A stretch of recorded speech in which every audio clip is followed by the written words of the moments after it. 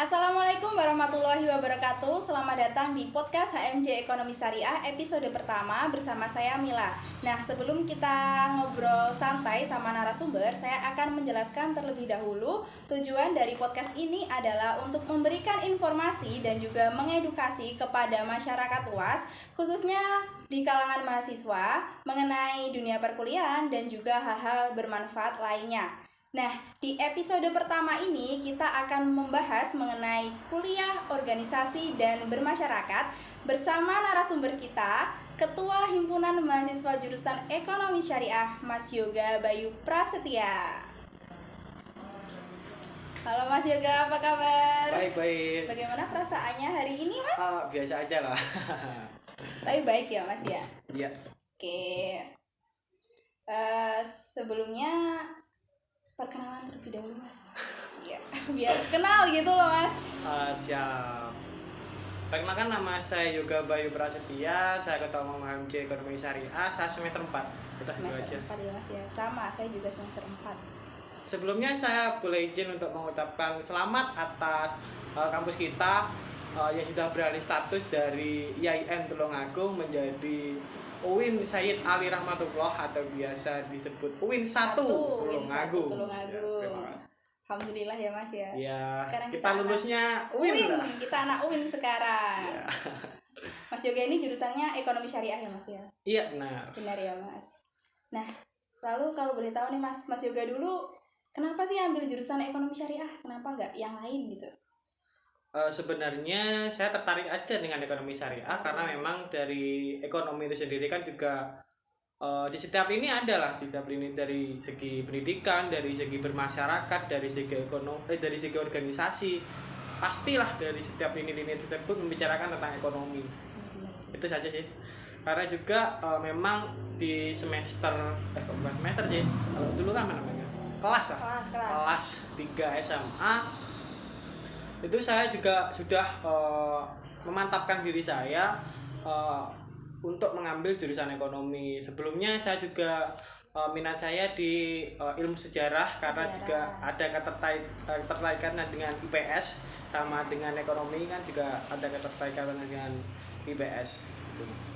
Kalau yang membedakan jurusan ekonomi sama akuntansi syariah, kemudian sama perbankan syariah itu apa, Mas? Yang membedakan kalau menurut saya hampir sama sih Mbak Mila karena memang dari tiap-tiap jurusan FEBI itu mempunyai mata kuliah yang sama seperti jurusan AKS. Kalau jurusan AKS pastinya juga ada namanya matkul akuntansi kan. Di jurusan ekonomi syariah itu juga ada matkul akuntansi. Kemudian di perbankan syariah di akuntansi syariah itu juga ada matkul ekonomi. Sama-sama aja sih Mbak Mila karena memang dari Fakultas Ekonomi Bisnis Islam fakultas kita itu semua jurusan yang sudah lulus atau sudah wisuda nanti gelarnya sama yaitu gelar SE Sarjana Ekonomi. Nah, kalau di ekonomi syariah sendiri itu membahas tentang apa sih, Mas? Apakah ya pure ekonomi Islam gitu, apa ada pembahasan lain?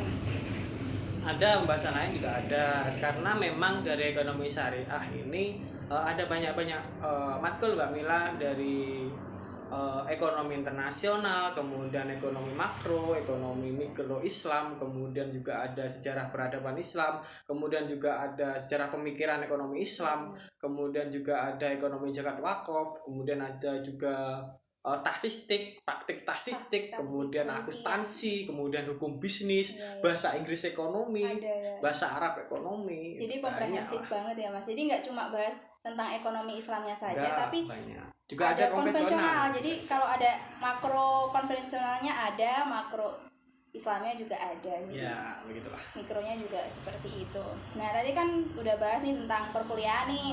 Terus kalau di kuliah sendiri itu Mas juga pure kuliah atau ada kesibukan lain nih? Sesuai dengan tema kita kali ini. Apa tadi temanya?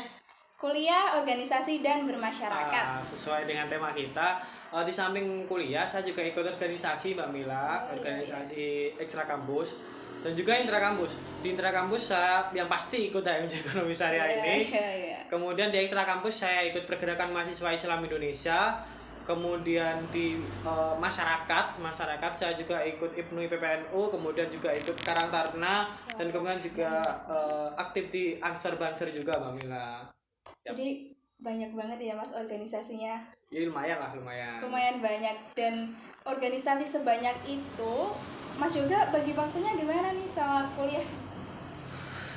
Sebagus mungkin lah. Sebagus mungkin ya Mas. Mungkin kita prioritaskan kalau memang itu organisasi dan kuliah itu acaranya tabrakan, kita prioritaskan yang penting yang mana dulu nih. Yang mana? Kemudian kan kalau kita tahu bahwa di kontrak forum perkuliahan itu juga ada batasan untuk mengikuti matkul itu berapa kali, maksimal berapa kali. Kalau memang sudah ditentukan batasnya, kalau biasanya sih umumnya 3 kali kan kita kalau acaranya tabrakan bisa izin lah 1 kali atau 2 kali. Kalau yang ketiga saya rasa jangan dimanfaatkan dulu lah, soalnya nanti kalau kita ada musibah lah seperti sakit dan sebagainya, itu bisa menjadi cadangan kita gitu loh. Itu sih kalau menurut saya. Iya. Kalau masalah bagi waktu, Mas juga itu termasuk orang yang terstruktur, maksudnya itu terjadwal gitu, bikin jadwal gitu, atau ya kalau ada ini ya kumpul, kalau ada itu ya kumpul, kayak gimana sih? Lah tipikal dari Mas juga sendiri. Sebenarnya bukan terjadwal sih Mbak Mila, karena memang saya melihat situasi dan kondisi. Kalau di katakanlah si A nih, si A memang penting, dan kalau aku udah ada di situ, si A ini tidak bisa bergerak lah. Lah aku pilih di si A karena memang si B itu bisa dikesampingkan dulu gitu. Jadi melihat perannya ya Mas juga itu. Dan perannya penting yang mana gitu Bang. Nah, tadi kan udah bahas tentang pembagian waktu di organisasi. Lalu pentingnya organisasi buat Mas juga sendiri itu apa sih? Kan tadi Mas juga banyak banget tuh organisasinya. Itu penting nggak sih? Kalau pentingnya saya itu pasti beda lah dengan pentingnya Mbak Mila, pasti beda dengan pentingnya para penonton podcast ini lah Mbak Mila. Kalau menurut saya pentingnya ikut organisasi itu bisa menambah relasi saya, kemudian bisa menambah wawasan saya, menambah pengalaman saya, baik pengalaman di skill keadministrasian, skill lobbying, kemudian di skill kajian intelektualnya, kajian gerakannya, itu nambah lah Mbak Mila setelah ikut organisasi. Yang pasti yang belum ikut organisasi nih yang pasti segeralah ikut organisasi, karena memang semua mahasiswa rata-rata di negara Indonesia ini pasti ikut organisasi Mbak Mila, karena memang kalau kita ini menurut saya Mbak Mila, saya kalau kita itu hanya terpaku di bidang akademik, katakanlah kuliah saja, saya rasa nanti kurang lah, soalnya apa yang dibahas di perkuliahan itu tidak semuanya bisa kita implementasikan di masyarakat gitu loh Mbak Mila. Kemudian apa yang dibahas di perkuliahan itu juga tidak bisa semuanya kita implementasikan di saat kerja kita nanti gitu Mbak Mila. Kalau di organisasi kan kita bisa mengeksplor luas gitu Mbak Mila, dari segi keadministrasian, dari segi tata surat menyurat, tata cara kita mengundang materi lah katakanlah, kemudian mengajukan proposal, kemudian lobbying dengan pejabat-pejabat, kemudian lobbying dengan sponsor, gitu kan kita akan menolong kita lah Mbak Mila nantinya kalau kita sudah masuk di dunia kerja. Tapi kan kadang itu ada ya Mas, stigma masyarakat tentang kenapa sih kok ikut organisasi buang-buang waktu gitu, kan ada gitu loh Mas. Terus gimana sih Mas juga nanggepin kayak gitu? Itu orang mana Bang? saya pernah Mas digituin. Pernah Mas. Terus gitu ikut ya? organisasi banyak gitu. Terus kalau jawaban Mbak Mila kira-kira apa? Ya kita ya cuma bisa membuktikan aja, terus nanti jangka panjangnya pasti sih. tahu aja, pasti karena tahu memang gitu. Kalau stigmanya seperti itu kita perlu pembuktian itu yang paling penting sih, ya. Karena setiap apapun itu yang pasti orang tersebut itu perlu dibuktikan, karena setelah ada bukti dia akan oh gitu sadar, jadi sadar dia gitu Mbak Mila. Kalau menghadapi stigma seperti itu saya semakin lebih semangat lagi nih Mbak Mila, lebih semangat untuk yaitu tadi untuk membuktikan bahwa organisasi itu memang penting bagi diri saya maupun bagi teman-teman saya yang sudah ikut organisasi itu. Karena memang gimana ya Mbak Mila ya, karena memang organisasi itu banyak kan organisasi, baik itu organisasi yang sifatnya sosial budaya, kemudian organisasi masyarakat Islam, organisasi intrakampus maupun ekstrakampus kan banyak. Yang pasti organisasi itu juga tidak membahas tentang internalnya saja Mbak Mila, karena kalau membahas internalnya saja kan juga jangkauannya juga tidak luas dan tidak pas di organisasi. Di organisasi yang saya ikuti ini juga ada feedbacknya sih di dalam masyarakat, seperti saya ikut di HMJ ini kan Mbak Mila. Di HMJ ini kan juga ada yang namanya webinar UMKM, kemudian yang membahas tentang ekonomi digital, ekonomi kreatif. Dan itu webinarnya itu dikhususkan untuk umum Mbak Mila. Yang akses, yang menonton, karena memang sekarang kan era-era digital kan Mbak Mila. Karena memang terhalang dengan situasi pandemi seperti ini. Dengan kita mengadakan webinar itu di YouTube, saya rasa semua masyarakat umum itu semuanya mengakses Mbak Mila. Semuanya mengakses, kemudian semuanya menonton, dan dia merasa sadar lah ketika saat kita mengedukasi seperti itu. Seenggaknya lah, seyogyanya kita bisa memperkenalkan ilmu kita, atau kita bisa menerapkan lah sebuah pedoman kita di dalam perguruan tinggi kita, yaitu pengabdian kepada masyarakat dalam strategi yang pas dalam situasi dan kondisi seperti ini Mbak Mila. Termasuk podcast ini juga bisa digunakan untuk mengedukasi masyarakat, khususnya untuk mahasiswa. Ya, kami pun benar-benar mantap. Alhamdulillah ya Mas. Nah, lalu untuk di masyarakat sendiri nih Mas, tadi kan juga ikut organisasi ya? Iya. Di masyarakat. Lalu itu tuh Mas Yoga di masyarakat itu perannya itu kayak gimana? Untuk peran di masyarakat itu juga random sih Mbak Mila, random. Kalau di masyarakat kan saya juga ikut kontribusinya itu di organisasi Karang Taruna sama IPNI PPNU. Kalau di IPNI PPNU kan dulunya saya menjadi sekretaris, kemudian random lagi menjadi wakil sekretaris. Ya, kemudian dari teman-teman desa itu juga melakukan sebuah pengabdian seperti mengajar di madrasah diniyah. Madrasah diniyah, karena memang dari IPNI PPNU itu sama pengurus diniyahnya dikasih slot untuk mengulang lah, mendidik, membantu guru-guru gitu. Ya itu kan juga berdampak di masyarakat juga kan Mbak Mila, mengajarkan doktrin-doktrin spiritualnya, aswaja lah yang pasti. Kemudian di Karang Taruna juga adalah ketertarikannya dengan masyarakat-masyarakat di desa, terutama membantu perekonomian yang ada di desa itu sendiri. Kalau di desa Sembringen Kulon, di desaku itu di organisasi di masyarakat kan Karang Taruna kan Mbak Mila, itu sudah mengadakan sebuah kemarin itu festival bazar, dan itu mengundang banyak para pedagang-pedagang yang ada di Sembringen Kulon untuk tampil di situ, kemudian mengeksplor potensi-potensi seperti tari, kemudian olahraga voli, kemudian olahraga badminton, kita eksplor di situ. Jadi seenggaknya kita terjun di masyarakat, kita itu bisa berguna lah Mbak Mila. Katakanlah kita bisa mengenalkan potensi desa itu, kita juga bisa memajukan perekonomian desa itu dengan karakter dan juga strategi yang kita sesuaikan dengan zaman sekarang ini maksud saya. Itu festivalnya itu berbentuk kayak gimana sih Mas? Bisa diceritakan, mungkin nanti bisa jadi motivasi untuk desa-desa lain gitu Mas.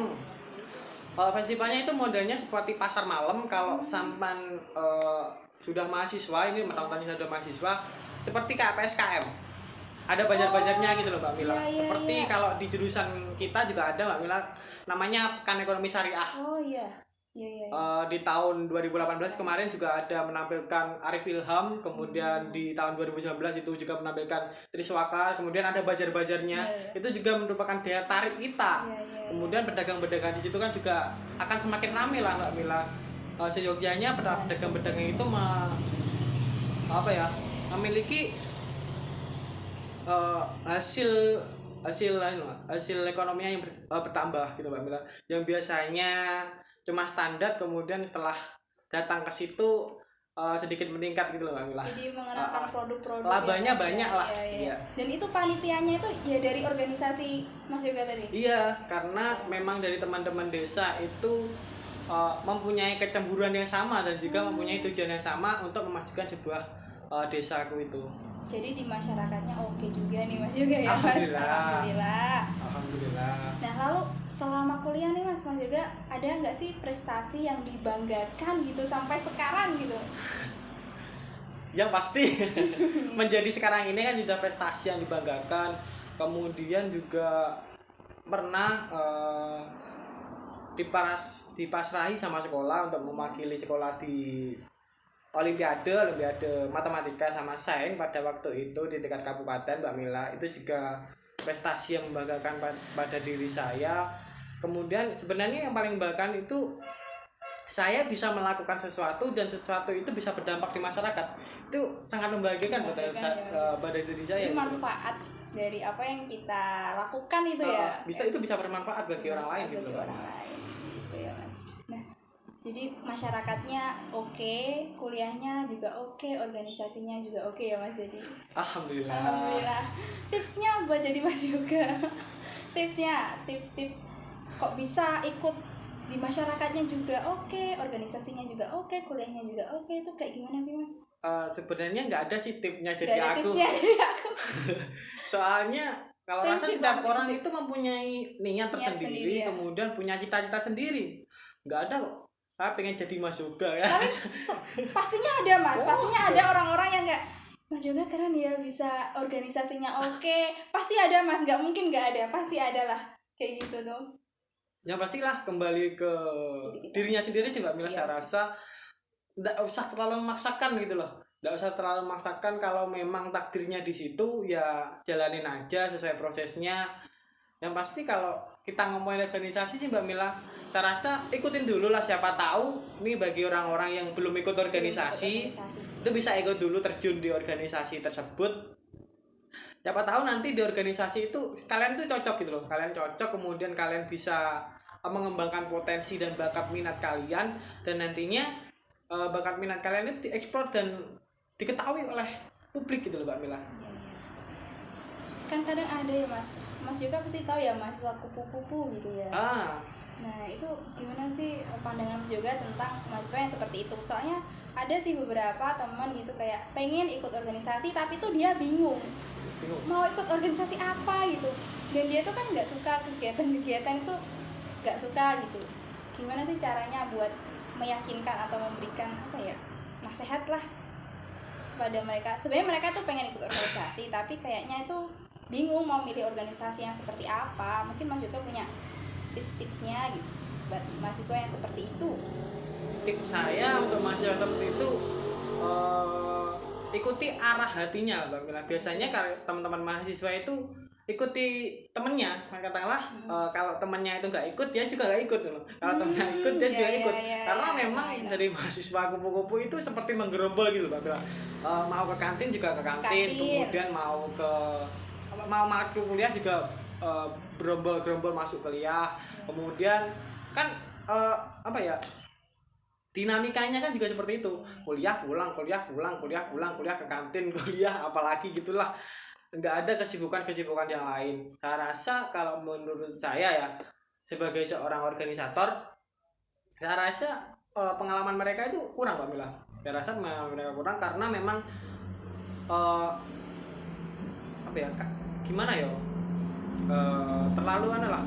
terlalu dia itu mengepentingkan sebuah akademiknya. Dan saya rasa nih Mbak Mila, setelah kita lulus pastinya kita akan masuk ke dunia kerja kan. Iya benar. Yang pasti semua matkul yang kita pelajari di jurusan ekonomi syariah, tidak semuanya Mbak Mila, tidak semuanya itu bisa kita gunakan di dunia kerja. Dan kemudian semua matkul kuliah yang kita alami ini juga tidak bisa semuanya kita implementasikan di sosial masyarakat Mbak Mila. Pasti ada tambahan-tambahan lah, seperti yang saya sebutkan di awal tadi, seperti lobbying, kemudian administrasi, itu juga penting Mbak Mila, kaitannya dengan dunia kerja. Karena di matkul itu juga tidak tidak terlalu membahas tentang itulah, tidak terlalu membahas tentang itu. Yang pasti yang banyak mengeksplor tentang administrasi, yang banyak mengeksplor tentang relasi, yang banyak mengeksplor tentang kajian-kajian intelektual, kajian-kajian isu-isu terkini itu di organisasi, Mbak Mila. Itu Jadi sih. circle itu menentukan siapa kita. Iya, betul. Betul ya. Mungkin orang-orang yang seperti itu butuh circle-circle yang Tetapi gimana? maksud saya tidak harus dipaksakan gitu. Ya, benar-benar. Tidak harus dipaksakan. Kalau memang udah fashionnya dia seperti itu, ya jadi fashionnya kamu gitu loh. Nggak harus kalian itu memaksa ikut organisasi, Karena kemudian ikut organisasi tak karena paksaan. Karena pengen terlihat keren, mungkin seperti itu. Itu juga bisa. Bisa ya, bisa. Tapi jangan seperti itulah. Kalau memang kalian itu minati organisasi, kalian itu punya rasa pengabdian lah, punya rasa pengorbanan, kemudian punya rasa berjuang, kemudian punya rasa impian yang memang impian itu bisa kalian capai lewat organisasi itu. Dan yang penting harus ikhlas ya Mas ya kalau di organisasi. Siap, harus ikhlas lah. Karena memang kalau cuma terpaksa, kemudian cuma pansos yang seperti dikatakan Mbak Mila, saya rasa nantinya setelah satu atau 2 tahun lah itu akan luntur lagi lah niatnya. Benar. Banyak sih Mbak Mila seperti itu, karena iya. aku lihat sendiri teman-teman di organisasiku itu juga ada yang seperti itu, karakter seperti itu. Tapi yang bagus kan dari kitanya mengingatkan lah kalau memang dia sudah terjun di organisasi itu, kemudian dia lari lah katakanlah, kita juga perlulah mengedukasi lagi, kemudian kita menyadarkan lagi bahwa organisasi itu penting gitu Mbak Mila. Oke, nah kita udah ngobrol udah hampir 20 menitan nih Mas ya bahas tentang kuliah, organisasi, sama bermasyarakat, dan tadi diceritakan juga pengalaman-pengalaman Mas juga tentang organisasi, perannya, pentingnya organisasi, kemudian bagaimana terjun di masyarakat itu sendiri. Nah, sebelum kita tutup nih Mas, ada closing statement nggak dari Mas juga buat semua? Untuk closing statement dari saya, menjadi seorang mahasiswa itu kita harus bergerak dan senantiasa bergerak. Jangan hanya berdiam diri dan hanya berrebahan, karena memang jadi mahasiswa itu memang harus dituntut memberikan sebuah perubahan, juga harus dituntut menjadi sebuah pemimpin di masa depan, dan juga harus dituntut menjadi sebuah garda terdepan lah bagi negeri ini, di bangsa ini. Itu Mbak Mila. Nah, jadi closing statement dari Mas juga, jangan rebahan aja ya Mas ya. Kita melangkah bareng-bareng buat menuju Indonesia yang maju. Nah, itu tadi obrolan santai kita pada malam hari ini. Semoga bisa bermanfaat untuk semuanya yang menonton. Sekian dari saya, bila ada kurang lebihnya mohon maaf. Wassalamualaikum warahmatullahi wabarakatuh. Waalaikumsalam warahmatullahi wabarakatuh.